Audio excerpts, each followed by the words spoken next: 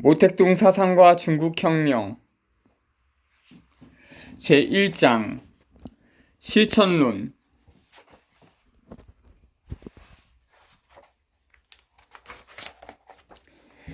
1. 인식과 실천의 관계, 지와 행의 관계에 대하여. 마르크스 이전의 유물론은 인간의 사회성이나 인간의 역사적 발전을 도외시하고 인식의 문제를 고찰하고 있다.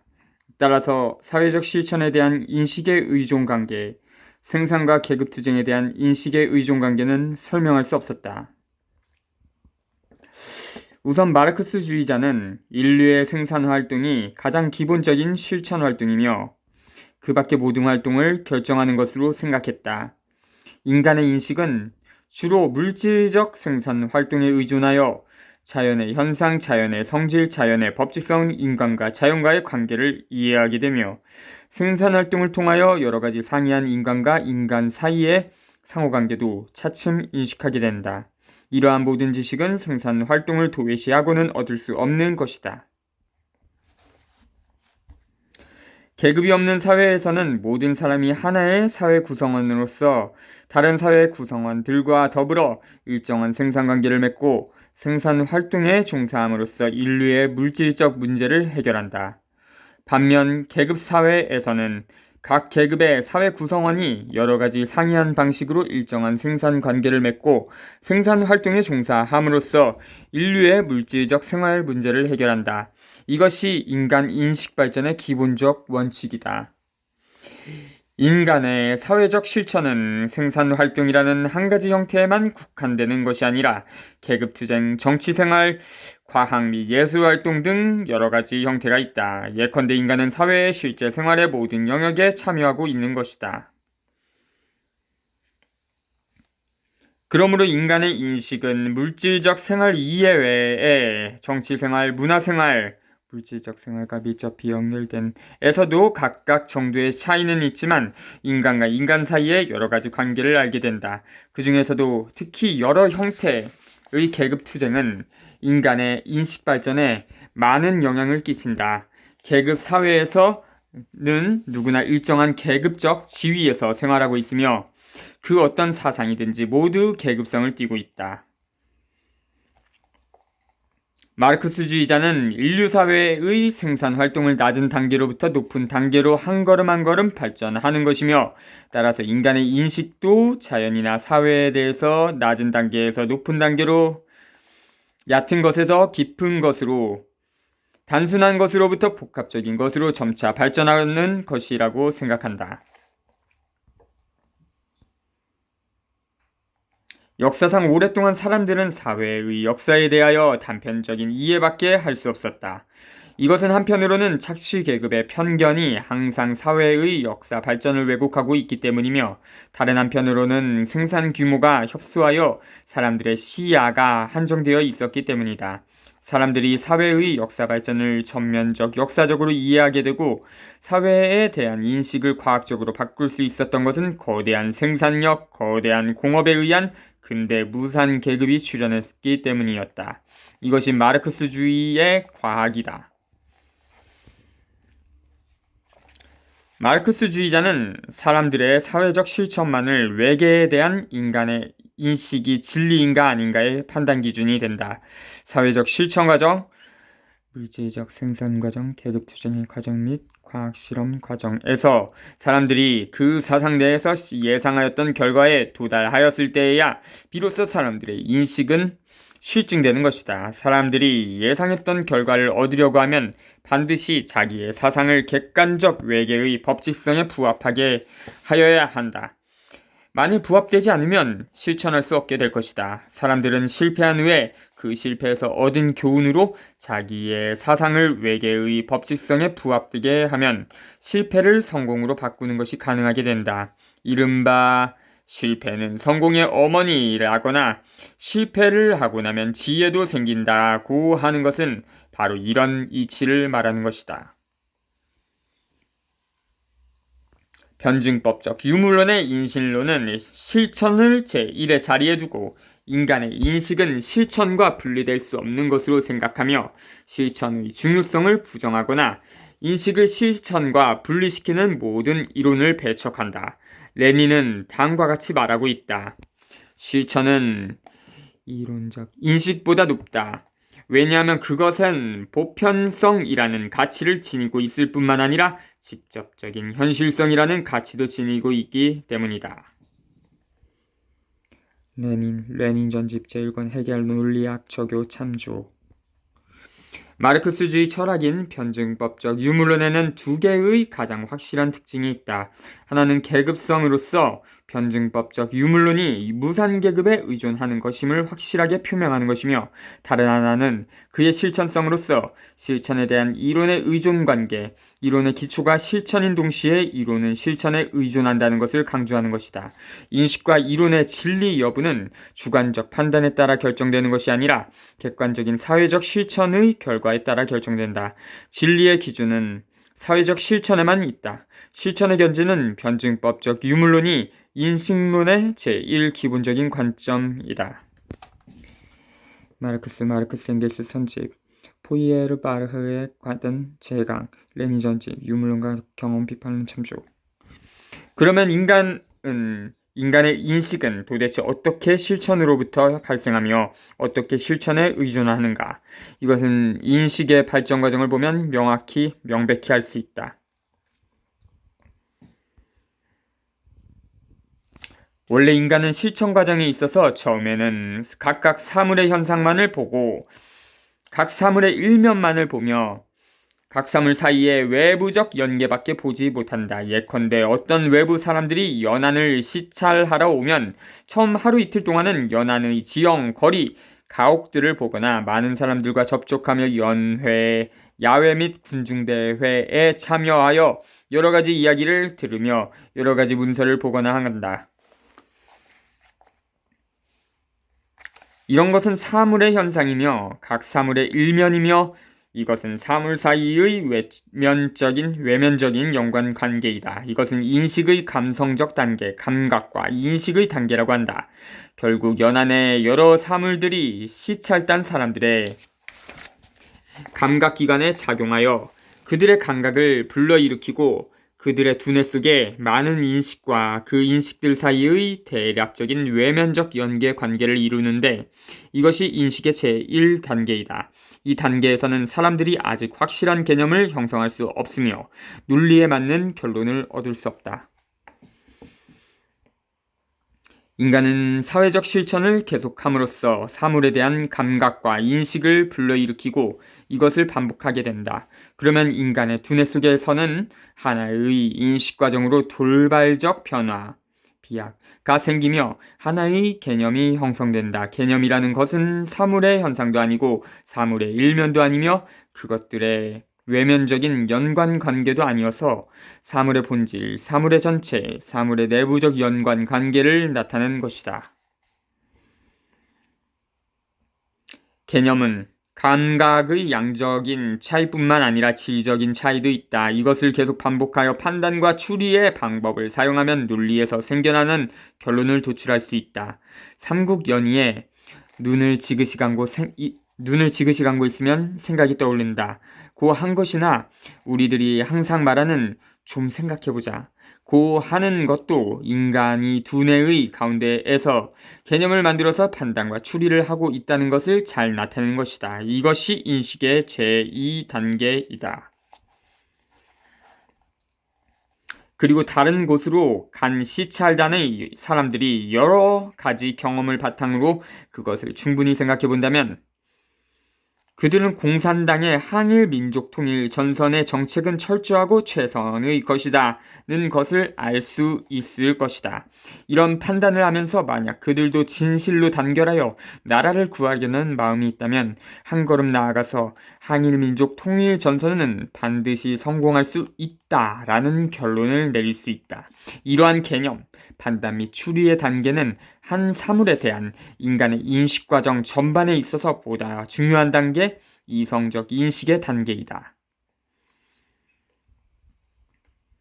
인식의 진정한 임무는 감각을 지나 사유에 이르는 것, 점차적으로 객관적 사물의 내부적 모순을 이해하고 그 법칙성을 이해하고 하나의 과정과 다른 과정 사이의 내부적 연관관계의 이해에 이르는 것으로 논리적 인식으로 나아가는 것이다. 다시 말하면 논리적 인식이 감성적 인식과 다른 것은 감성적 인식은 사물의 일면과 현상의 외부적 연계에만 관계함에 비하여 논리적 인식은 한 걸음 나아가서 사물의 전체와 본질의 내부적 연계에 이르는 것이다. 주변 세계의 내재적 모순을 파헤쳐 주변 세계의 발전을 그 총체성과 모든 측면의 내적 연관으로 파악하는 것이 가능하다는 것이다. 인식은 실천에 의거하여 단순한 것에서 복잡한 것으로 나아간다는 것이 인식의 발전 과정에 관한 변증법적 유물론의 이론이다. 이와 같은 이론은 마르크스주의 이전에는 누구도 이 문제를 해결한 사람이 없었다. 마르크스주의적 유물론은 처음으로 이 문제를 정확하게 해결하고 유물론적으로 뿐만 아니라 변증법적으로 인식이 심화되는 것을 설명하고 있다. 사회적 인간이 그 생산과 계급투쟁에 복잡하고도 항상 반복되는 실천 가운데서 감성적 인식으로부터 논리적 인식으로 전이되는 것을 말한다. 레닌은 물질의 추상, 자연법칙의 추상, 가치의 추상 등 모든 과학적인, 정확한, 신중한, 중립적 추상은 자연을 보다 깊게, 보다 정확하게, 보다 완전하게 반영한다 라고 말하였다.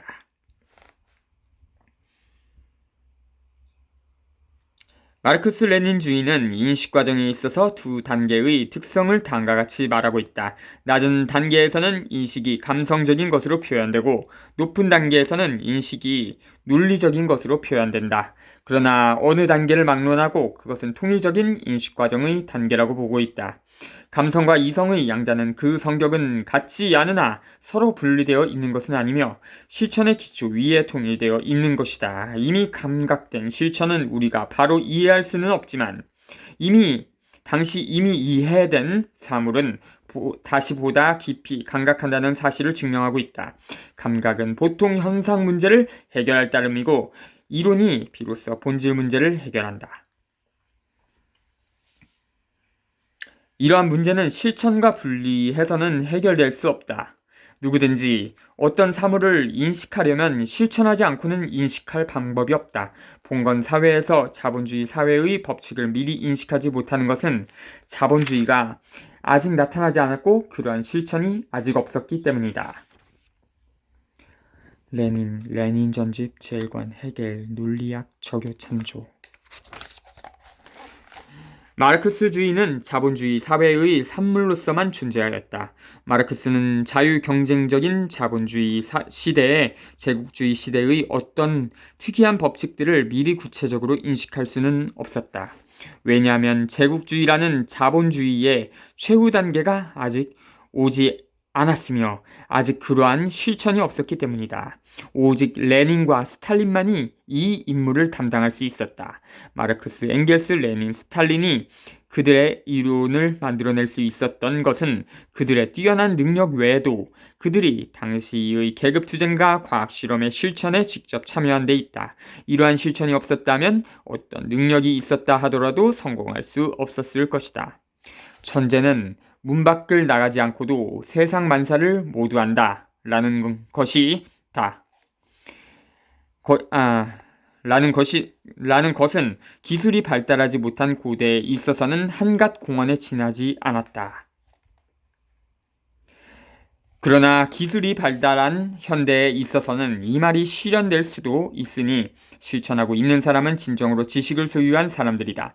이러한 사람들이 자기의 실천 가운데서 지식을 얻고 그것이 문자와 기술에 의해 전달됨으로써 천재가 간접적으로 천하의 일을 안다는 것이 가능했다. 만약 어떤 사람이 하나의 사물은 몇 개의 사물을 직접 인식하려고 한다면 사람들은 스스로 현실을 변혁하는 실천적인 투쟁, 어떤 하나의 사물 혹은 몇 개의 사물을 변혁하는 실천적인 투쟁에 참여해야 한다. 그래야만 비로소 그 사물 혹은 그들 몇 개의 사물의 현상에 접촉할 수 있다. 스스로 현실을 변혁하는 실전적 투쟁에 직접 참여하여야만 어떤 하나의 혹은 몇 개 사물의 본질을 분명히 하고 그것을 이해할 수 있다. 이것이 보통 사람들이 실제적으로 행해지는 인식 단계이다. 그런데 일부 사람들은 고의로 사실을 왜곡하여 전반대로 말하고 있을 따름이다. 세상에서 가장 우스운 것은 그러한 소수의 지식인들이다. 그들은 여기저기에서 주어들은 어설픈 지식을 가지고 천하제일이라고 자부하고 있다. 이것은 스스로 한심하다고 말하는 것에 불과하다. 지식 문제는 과학의 문제로서 조금이라도 허위나 오만이 있어서는 안 된다. 가장 중요시하여야 하는 것은 이와 정반대되는 것, 성실하고도 겸손한 태도이다. 지식을 얻으려면 현실을 변혁하는 실천에 참여하여야 한다. 배의 맛을 알려면 배를 직접 먹어보아야 한다. 원자 구조와 성질을 알려면 물리학적 및 화학적 실험을 하여 원자의 상태를 변혁시켜야 한다. 혁명 이론과 방법을 알려면 혁명에 참여하여야 한다. 모든 참된 지식은 직접적 경험에서 나온 것이다. 그러나 사람이 모든 것을 직접 경험할 수는 없다. 사실상 많은 지식은 간접적 경험에서 오는데 옛날부터 내려오는 지식과 다른 사람의 지식이 바로 그것이다. 이런 지식은 옛 시대의 사람들이나 다른 사람들에 있어서는 직접 경험되는 것이며 옛 시대의 사람들과 다른 사람들이 직접 경험했을 때 만약 그들 지식이 레닌이 말한 과학적 추상이라는 조건에 맞고 객관적인 사물을 과학적으로 반영하고 있다면 이 지식들은 신뢰할 수 있는 것이고 그렇지 않다면 신뢰할 수 없는 것이다.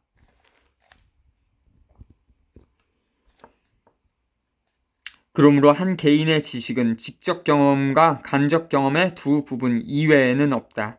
더구나 자신에게는 간접 경험인 것이 타인에게는 직접 경험인 것이다. 따라서 지식 전체에 대하여 말하면 어떠한 지식도 모두 직접 경험과 유리되어 이루어지는 것은 불가능하다.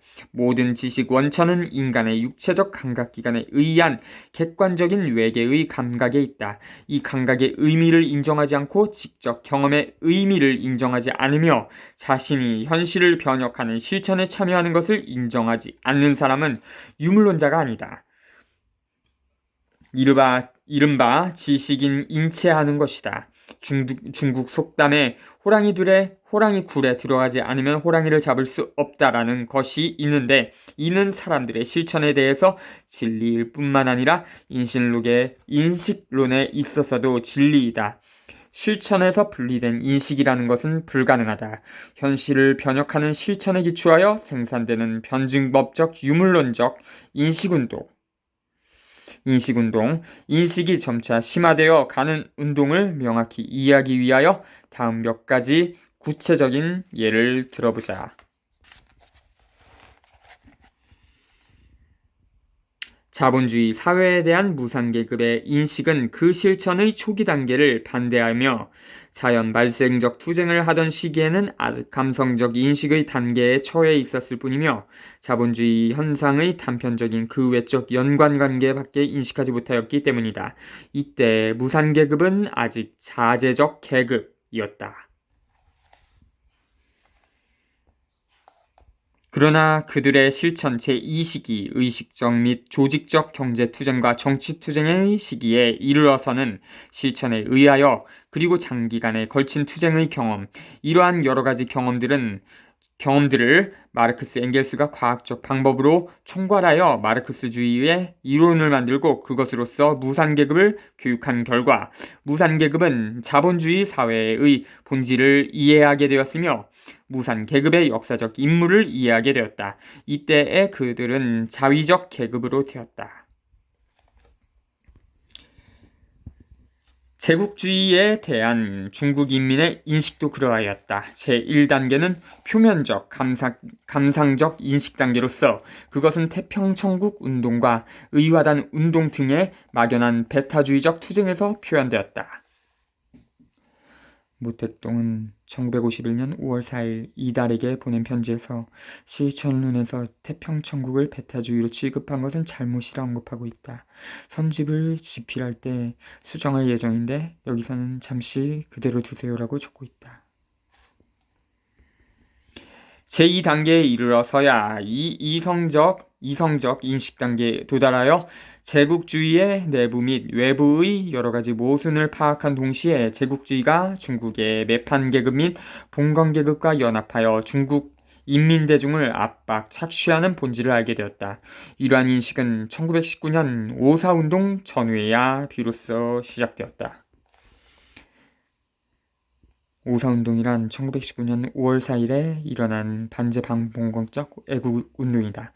당시 제1차 세계대전이 끝나고 영국, 미국, 프랑스, 일본, 이탈리아 등 전순국들이 파리에서 열린 대독강화회의에서 중국 산둥에서의 독일의 특권을 일본에 넘겨주기로 결정하였다. 중국은 독일의 선전포고를 한 전승국의 하나임에도 불구하고 북양군벌 정부는 이 결정을 받아들이려 하였다. 따라서 5월 4일에 북경 학생들은 제국주의의 이 무리한 결정과 거기에 타협하는 북양 군벌 정부를 반대하여 시위를 단행하였다. 이 운동은 빠르게 전국 인민의 호응을 받아 6월 3일 이후에는 노동계급, 도시 소자산계급 및 민족자산계급이 참여한 대중적 반제 반봉건적 애국운동으로 발전되었다. 오사운동은 봉건문화를 반대하는 신문화운동에 기도하였다. 1915년에 청년잡지, 후에 신천년으로 개친 장간을 시작으로 신문화운동은 민주주의와 과학의 기치를 걸고 낡은 도덕을 반대하고 새로운 도덕을 창조하여 구시대 문학을 반대하고 신문학을 창조하였다. 오사운동을 주도한 사람들은 마르크스주의를 받아들여 신문화운동을 마르크스주의적 사상운동으로 발전시켰으며 그들은 마르크스주의를 중국의 노동운동과 결합시키기 위해 노력함으로써 사상 간부면에서 중국 공산당의 창건을 위한 배경을 마련하였다. 전쟁에 대해서도 생각해보자. 만일 전쟁을 이끈 지도자들이 전쟁 경험이 없는 사람들이라면 그들은 어떤 구체적 전쟁, 예컨대 우리의 과거 10년 동안의 토지혁명 전쟁의 어려운 지도 교유를 처음 단계에서는 파악하지 못할 것이다. 그들은 처음 단계에서는 다양한 작전 경험을 얻을 뿐이며 아주 많은 패전을 경험했을 것이다. 그러나 이런 경험, 승전 특히 패전의 경험에 의하여 그들은 전쟁 전체에 내적으로 일관되어 있는 것, 그 구체적 전쟁의 법칙성을 이해할 수 있게 되며 전략과 전술을 알게 된다. 따라서 자신있게 전쟁을 지도할 수 있게 될 것이다. 이때에 만일 경험 없는 사람으로 바꾸어 전쟁을 수행하게 한다면 몇 번의 패전을 경험한 뒤에야 전쟁의 정확한 법칙을 알게 될 것이다. 우리는 일부 동지들이 활동할 임무를 자신있게 수행할 수 없을 때 자신이 없다고 말하는 것을 흔히 듣게 된다. 왜 자신이 없는가? 그것은 그가 그런 활동의 내용과 환경에 대하여 그 법칙성을 이해하지 못하고 있기 때문이다. 그가 지금까지 이런 사업에 접촉하여 본 일이 없거나 접촉이 많지 못하므로 이런 활동의 법칙성을 운운할 수 없기 때문이다. 그러나 활동의 형평과 환경을 자세히 분석하여 주면 그는 비교적 자신을 가지게 되며 이 일을 하려 한다. 만일 그가 이런 활동을 하는 동안 일에 대한 경험을 얻게 되고 그가 주관적, 단편적, 표면적으로 문제를 보는 사람이 아니라면 그들은 어떻게 일을 진행시키는 것이 좋은가라는 결론을 스스로 내릴 수 있게 된다. 그리고 일에 대한 그의 용기도 커질 것이다. 대체로 문제를 주관적, 단편적, 표면적으로 문제를 보는 사람들은 환경의 상황을 고려하지 않고 사물의 전체, 일의 역사 및 그 현재의 전반 형편을 보지 않으며 사물의 본질, 일의 성질 및 이 일과 다른 일과의 내부적 연계를 살펴보지도 않고 스스로 옳다고 여기면서 만족하는 결론을 내린다. 이와 같은 사람은 실패하지 않을 수 없다. 이상에서 보는 바와 같이 인식과정의 제1단계는 외계의 사물과 접촉하기 시작하는 감각의 단계에 속하며 제2단계는 감각한 경험을 종합하여 정리, 개조하는 개념, 판단 및 추리의 단계에 속한다. 감각한 경험이 아주 풍부하며 단편적이고 불완전한 것이 아니라 실제에 맞는 착각이 아닌 것이라야만 이와 같은 경험에 근거하여 정확한 개념과 논리를 형성할 수 있다. 여기에서 강조하지 않으면 안 될 두 가지 중요한 점이 있다. 하나는 앞에서도 이미 말하였으나 여기에서 다시 반복하면 이성적 인식은 감성적 인식에 의존한다는 점이다. 만일 감성적 인식을 거치지 않고도 이성적 인식을 얻을 수 있다고 생각한다면 그는 유심론자이다. 철학사상 이른바 이성론이라는 학파가 있다. 그들은 경험의 실제성은 인정하지 않고 이성의 실제성만을 인정하면서 감각적 경험은 믿을 수 없고 이성만 믿을 수 있다고 인정한다. 이 학파의 오류는 사실을 전도했다는 데 있다. 이성적인 것을 믿을 수 있는 것은 바로 그 근원이 감성에 있기 때문이다. 그렇지 않다면 이성적인 것은 근원 없는 강, 뿌리 없는 나무로 되고 말 것이며 그것은 주관적으로 스스로 생기는 믿을 수 없는 것에 불과할 것이다.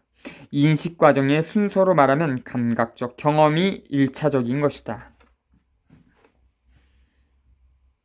우리가 인식 과정에서 사회적 실천의의를 강조하는 것은 오직 사회적 실천만이 인간의 인식을 발생시키며 객관적 외계로부터 감각적 경험을 얻을 수 있기 때문이다.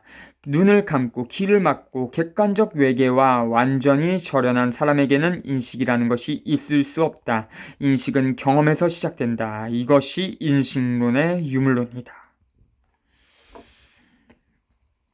하나는 인식은 심화되어야 하며 인식의 감성적 단계는 이성적 단계로 발전되어야 한다. 이것이 인식론의 변증법이다. 레닌 전집 제1권 해겔 논리학 저교 참조. 만일 인식은 낮은 감성적 단계에 머물러 있어도 안 된다고 생각하며 감성적 인식만이 믿을 수 있고 이성적 인식은 믿을 수 없다고 생각한다면 이것은 역사상의 경험론의 오류를 반복하는 것이다. 이런 이론의 오류를 감지한 경험도 물론 객관적 외계의 그 어떤 진실성의 반영이기는 하지만 나는 여기에서 경험은 소위 성적 경험에 불과하다는 유심론적 경험론을 말하는 것이 아니라 그것은 단편적이고 표면적인 것에 지나지 않으며 그런 반영은 완전하지 못하고 사물의 본질을 반영하지 못한 것임을 모르는 데 있다. 완전히 사물의 전체를 반영하며 사물의 본질을 반영한다. 사물의 내재적 법칙성을 반영하기 위해서는 사고작용을 통하여 감각한 풍부한 경험에서 쓸데없는 것을 버리고 알맹이를 취하여 가짜를 버리고 진짜를 취하며 여기로부터 저기로 겉으로부터 속으로 이르는 개조를 하여야 한다. 그리고 사물 개조의 개념 및 이론의 체계를 만들어야 하며 감성적 인식으로부터 이성적 인식으로 비약하여야 한다. 변화를 거친 이러한 인식은 보다 공허하고 보다 믿을 수 없는 인식이 아니라 그와 반대로 오직 그것이 인식 과정에서 실천적 기초에 근거하여 과학적으로 개조된 것이라면 바로 레닌이 말한 바와 같이 그것은 객관적 사물을 보다 심오하고 보다 정확하게 그리고 완전하게 반영한 것이다. 그런데 세속적인 사람들은 이 점을 알지 못한다. 그들은 경험을 존중하고 이론을 경시하고 있다. 따라서 객관적 과정의 전체를 통찰하지 못하며 명확한 방안이 없으며 원대한 전망이 없으며 자그마한 성공이나 바늘 구멍만한 소견을 가지고 아주 만족해야 한다. 이런 사람이 만일 혁명을 지도한다면 혁명을 궁지로 이끌고 갈 것이다. 이성적 인식은 감성적 인식에 의존하고 감성적 인식은 이성적 인식으로 발전되어야 한다. 이것이 변증법적 유물 인식론이다. 철학에서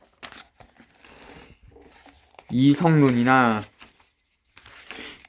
경험론은 모두 인식의 역사적 성격, 변증법적 성격은 간과하고 있다. 비록 그것에도 각각 단편적인 진리는 있으나 유심론적 이성론과 경험론을 가리키는 것이 아니라 유물론적 이성론과 경험론을 말하는 것이다.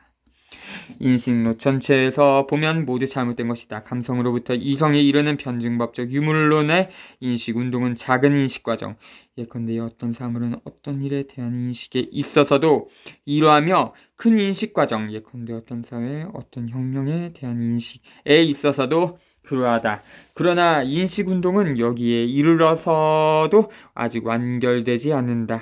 만일 변증법적 유물론의 인식운동을 이성적 인식에서 그치는 것이라고 한다면 그것은 아직 문제의 절반밖에 말하지 못한 것이다. 뿐만 아니라 마르크스주의 철학의 견지에서 말한다면 그리 중요하지 않은 것이다. 마르크스주의 철학이 아주 중요하다고 인정하는 문제는 객관적 세계의 법칙성을 알고 세계를 해석하는 데 있는 것이 아니라 객관적 법칙성에 대한 그러한 인식을 가지고 능동적으로 세계를 개조하는 데 있다.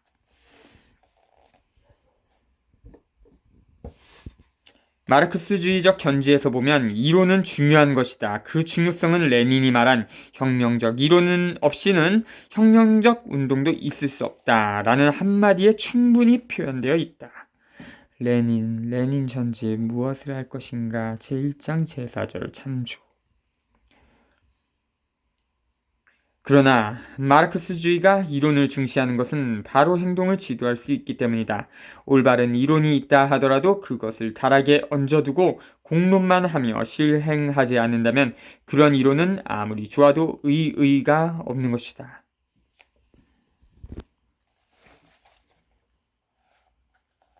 인식은 실천으로부터 시작되며 실천을 통하여 이론적 인식에 도달한 다음 다시 실천으로 돌아가야 한다. 인식의 능동적 작용은 감성적 인식으로부터 이성적 인식에 이르는 능동적 비약에서 나타날 뿐만 아니라 더욱 중요한 것은 이성적 인식으로부터 혁명적 실천에 이르는 비약으로 나타나야 한다.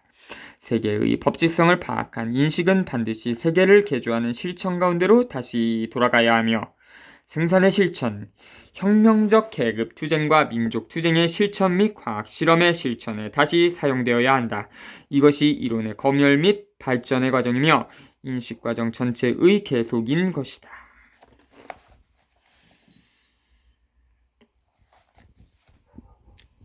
이론적인 것이 객관적 진리성에 부합되느냐 안 되느냐 하는 문제는 앞에서 말한 감성으로부터 이성에 이르는 인식 운동에서는 완전히 해결되지 않으며 완전히 해결될 수도 없다. 이 문제를 완전히 해결하려면 이성적 인식을 사회적 실천으로 다시 돌려보내고 이론을 실천에 응용하여 그것이 예상하였던 목적을 달성할 수 있는가 없는가를 보아야 한다. 많은 자연과학 이론들이 진리라고 인정하는 것은 그 학설들이 과학자들에 의하여 창설되었을 뿐만 아니라 그 후에 과학적 실천에 의하여 실증되었기 때문이다. 마르크스 레닌주의가 진리라고 할 수 있는 그 학설이 마르크스 엥겔스 레닌 스탈린에 의하여 과학적으로 구성되었을 뿐만 아니라 그 후에 혁명적 계급 투쟁과 민족 투쟁의 실천에 의하여 실증되었기 때문이다. 변증법적 유물론이 보편적 진리로 되는 것은 어떠한 사람의 실천이든지 모두 그 범위를 벗어날 수 없기 때문이다.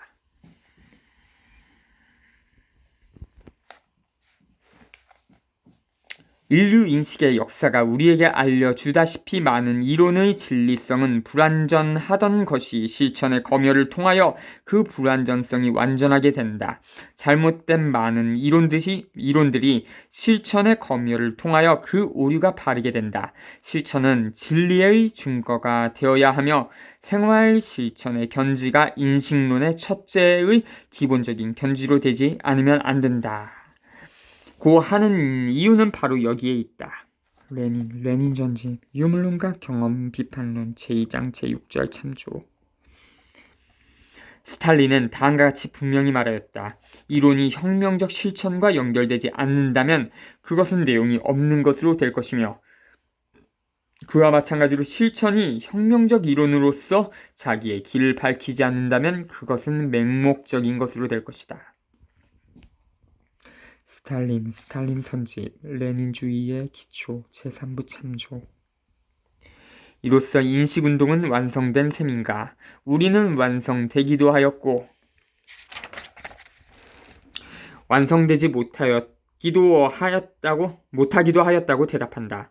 완성되지 못하기도 하였다고 대답한다. 어떤 발전 단계에서의 어떤 객관적 과정을 번역하는 실천, 어떤 자연 과정을 변혁하는 실천인가를 불문하고에 참여하고 있는 사회적 인간이 객관적 과정의 반영과 주관적 능동성의 작용에 의하여 인간의 인식을 감성적인 것으로부터 이성적인 것으로 이행시켜 대체로 그 객관적 과정의 법칙성에 맞는 사상, 이론, 계획과 방안을 세운 후에 다시 이러한 사상, 이론, 계획과 방안을 그 동일한 객관적 과정의 실천에 적용하여 예상했던 목적을 달성하게 된다면 예상한 사상, 이론, 계획, 방안이 그 동일한 과정의 실천에서 사실로 되거나 대체로 사실로 된다면 이 구체적 과정에 대한 인식운동은 완성된 셈이다. 예컨대 자연을 변혁하는 과정에서의 어느 한 공사 계획의 실현, 과학적 가설의 실증, 기물의 제조, 농작물의 수확, 사회를 변혁하는 과정에서의 파업의 승리, 전쟁의 승리, 교육 계획의 실현 등은 바로 예상하였던 목적을 실현한 셈이다.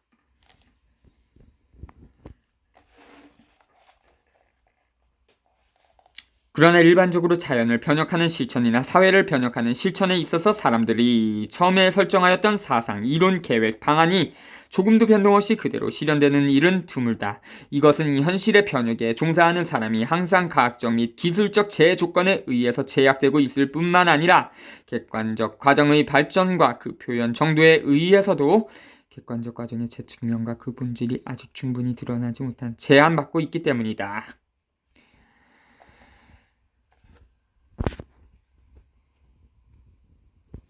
이런 상황 속에서 예측하지 못하였던 사정이 실천 중에 나타남으로써 사상, 이론, 계획, 방안이 부분적으로 변경되는 경우도 흔히 있으며 전체적으로 바꾸어지는 경우도 있다. 다시 말하면 본래 설정한 사상, 이론, 계획, 방안이 부분적은 전면적으로 실제와 일치하지 않고 부분적 혹은 전면적으로 잘못되는 일도 있다는 것이다.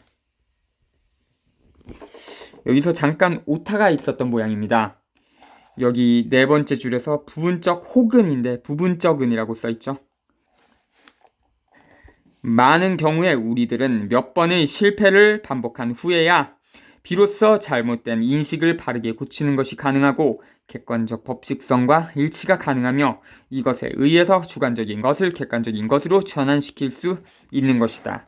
실천 속에서 예상하였던 결과를 얻을 수 있는 것이다. 이러한 객관적 과정에 도달하면 인간의 인식운동은 어느 하나의 발전 단계에서 완성되는 것이다.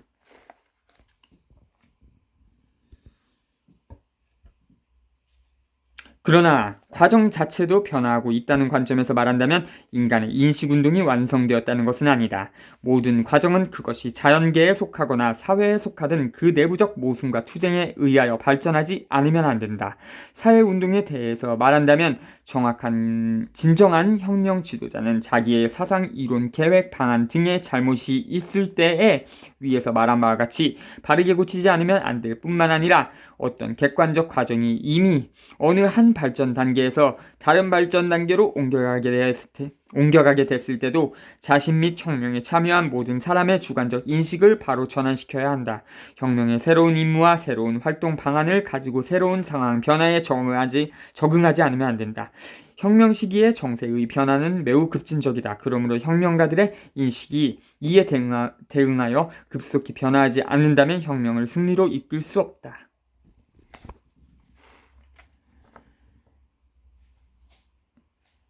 그러나 사상이 현실에 뒤떨어지는 경우는 흔히 있다. 이것은 인간의 인식이 여러 가지 사회적 조건에 제약을 받기 때문이다. 우리는 혁명 대열 내의 완고파에 반대한다. 그들의 사상은 변화하는 객관적 상황에 따라 변화하지 못하고 있으며 그것은 우경기회주의로 나타나고 있다. 이들은 모순의 투쟁이 이미 객관적 과정을 변화시키고 있는 것을 알지 못하고 있으며 그들의 인식은 여전히 과거에 머물고 있다. 완고파의 사상은 모두 이런 특징을 가지고 있다. 그들의 사상은 사회적 실천에는 관심이 없다. 그들은 사회의 수레바퀴 앞에 서서 안내자의 역할을 하는 것이 아니라 수레의 뒤에 서서 수레가 너무 빨리 간다고 원망할 줄 밖에 모르며 수레를 뒤로 끌어당겨 뒷걸음질 시키려고 한다. 우리는 좌익 공론주의도 반대한다. 그들의 사상은 객관적 과정의 일정한 발전 단계를 초월하고 있다. 그 중에 어떤 자들은 환상을 진리로 간주하며 어떤 자들은 다만 미래에만 실현 가능성이 있는 이상을 억지로 현실에 실시하려고 한다. 그들의 사상은 현재 대다수 사람들을 당면한 실천에서 유리시키고 당면한 현실에서 불리하게 하여 모험주의 행동으로 표출되고 있다. 자경기회주의에 대한 설명을 말하는 것 같습니다. 계속하겠습니다.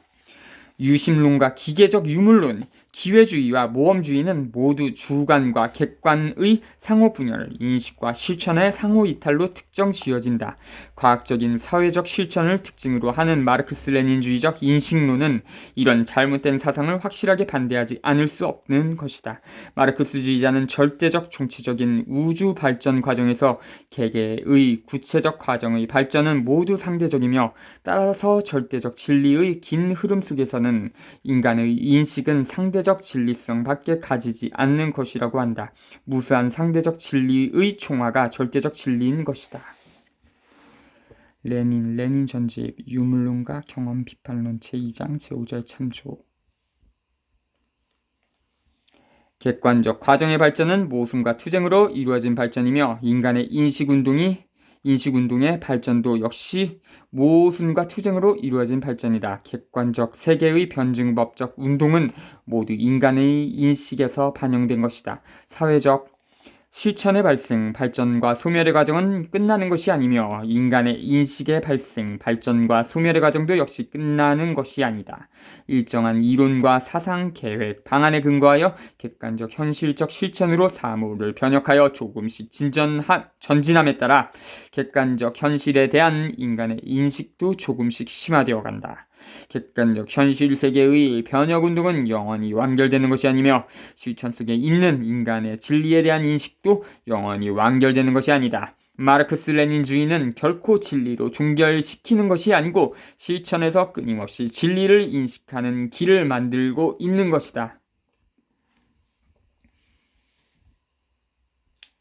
우리의 결론은 주관과 객관, 이론과 실천, 지와 행의 구체적이고 역사적 통일을 이라는 것이며 그리하여 구체적인 역사에서 벗어난 모든 자경적인 우경적인 잘못된 사상을 반대하는 것이다. 이거 역시 오타죠. 자경적 혹은 우경적인 잘못된 사상을 반대하는 것이다. 이렇게 써야지 맞죠. 사회가 발전하여 오늘의 시대에 이르러 세계를 정확히 인식하고 변혁할 책임은 이미 역사적으로 무상계급과 그 정당의 임무에 맡겨졌다. 이러한 과학적 인식에 근거하여 정하여진 세계 개조의 실천 과정은 세계뿐만 아니라 중국에 있어서도 하나의 역사적 기회, 세계와 중국의 암흑기를 전면적으로 극복하고 세계와 중국을 밝은 세계로 변혁시키는 시기에 다다른 것이다. 세계를 개조시키기 위한 무상계급이 혁명적 인민의 투쟁은 객관적 세계를 개조하며 자기의 주관적 세계도 개조하는 자신의 인식 능력도 개조하고 주관적 세계와 객관적 세계와의 관계도 개조하는 임무의 실현을 포함하고 있다.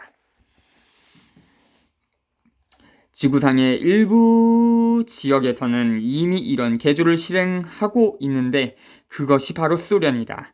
그들은 지금 이런 개조 과정을 촉진하고 있다. 중국 인민과 세계 인민들도 모두 이런 개조 과정을 공격하고 있으며 거치게 될 것이다. 그리고 개조될 객관 세계에서는 개조를 반대하는 사람들도 포함되어 있다.